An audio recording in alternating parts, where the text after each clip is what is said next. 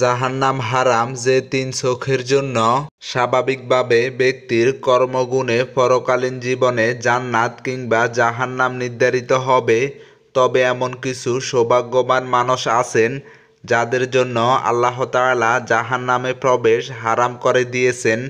তাদের জাহান্নামে প্রবেশ তো দূরের কথা, জাহান্নামের আগুন তাদের স্পর্শ করতে পারবে না।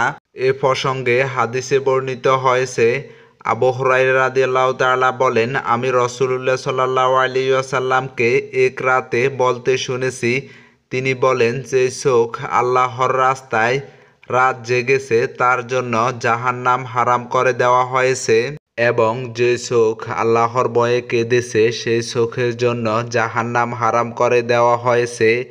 আর তৃতীয় হচ্ছে, যে চোখ আল্লাহর নিষিদ্ধ জিনিস দেখা থেকে বিরত থাকে। সুনানে দারেমি হাদিস নাম্বার 2445। আল্লাহর রাস্তায় জাগ্রত চোখ জীবনের মায়া ও পরিবার পরিজনের কথা ছেড়ে এক আল্লাহর সন্তুষ্টির জন্য ও ইসলাম পৃথিবীর বুকে প্রতিষ্ঠা করার জন্য যে ব্যক্তি জিহাদের ময়দানে রাত জাগরণ করে, তার ব্যাপারে অনেক ফজিলতের কথা হাদিসে বর্ণিত হয়েছে। জাহান্নামের আগুন তার চোখ স্পর্শ করবে না।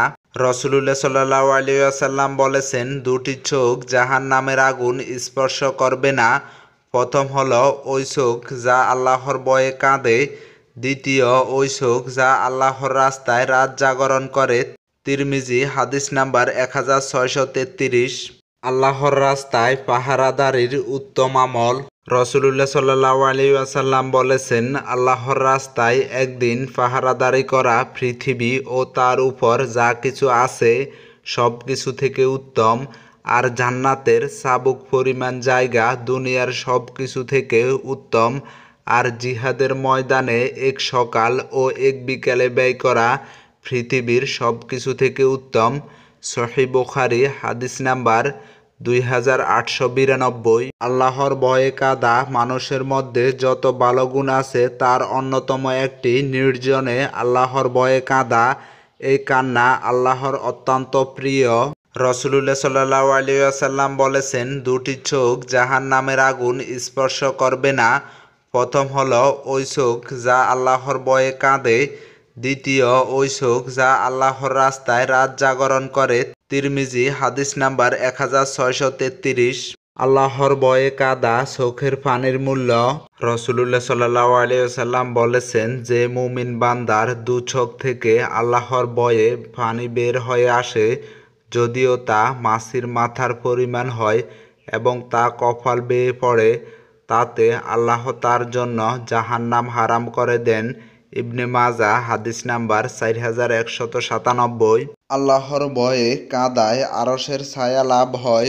রাসূলুল্লাহ সাল্লাল্লাহু আলাইহি ওয়াসাল্লাম বলেছেন, আল্লাহ তাআলা 7 ব্যক্তিকে সেদিন তার আরশের ছায়া দান করবেন, যেদিন তার ছায়া ব্যতীত আর কোনো ছায়া থাকবে না। তারা হলো ন্যায়পরায়ণ বাদশাহ, রাষ্ট্রনেতা, সেই যুবক যার যৌবনে আল্লাহর ইবাদতে অতিবাহিত হয়, সেই ব্যক্তি যার অন্তর মসজিদ সমূহের সঙ্গে লটকে থাকে, মসজিদের প্রতি তার মন সদা আকৃষ্ট থাকে, সেই দুই ব্যক্তি যারা আল্লাহর সন্তুষ্টি লাভের উদ্দেশ্য বন্ধুত্ব ও ভালোবাসা স্থাপন করে, যারা এই ভালোবাসার উপর মিলিত হয় এবং এই ভালোবাসার উপরেই চিরবিচ্ছিন্ন তাদের মৃত্যু হয়। সেই ব্যক্তি যাকে কোনো কুলকামিনী সুন্দরী নারী অবৈধ যৌন মিলনের উদ্দেশ্যে আহ্বান করে, কিন্তু সে বলে, আমি আল্লাহকে ভয় করি।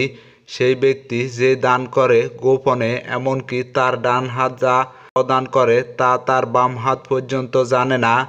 আর সেই ব্যক্তি যে নির্জনে আল্লাহকে স্মরণ করে, ফলে তার উভয় চোখে পানি বয়ে যায়।